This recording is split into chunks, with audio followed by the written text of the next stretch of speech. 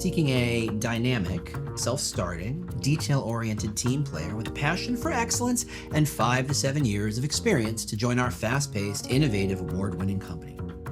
Oh, I didn't see you there. I was just reading the opening line from literally every job description ever written. Tell me if this sounds familiar.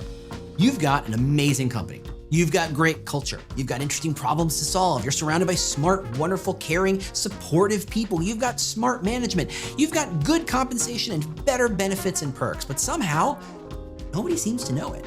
And no matter how many times you put it on a job posting, way down at the bottom where no one seems to know that it's there, it doesn't change anything. Look, I hate to be the bearer of bad news here, but your job descriptions might be just the corporate equivalent of, I don't know, showing up to a first date with food stains on your shirt while talking only about your ex. Let me introduce you to a concept I call accidental talent repellent. It's when your recruiting touchpoints are actively driving away the very people you're desperate to talk to and hire. One of my clients, let's call them Tech Innovators Inc., they were mystified why smart people weren't applying to their roles, because their actual workplace was kind of amazing.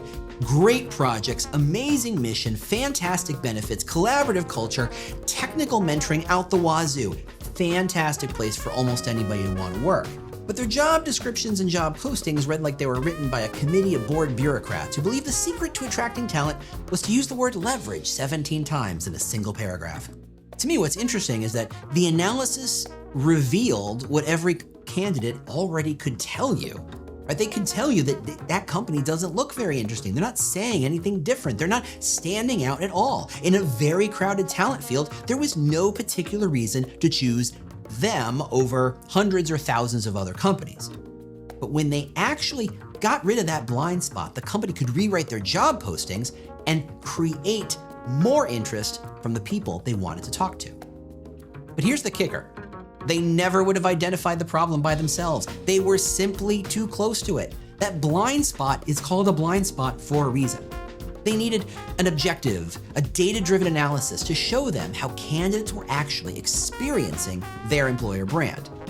So let me ask you, when was the last time you looked at your job postings through the eyes of talent you're trying to hire? Not just the requirements, not what the hiring manager says they think they want, but what they're actually signaling about the working experience, the culture, the missions, and the reward structure.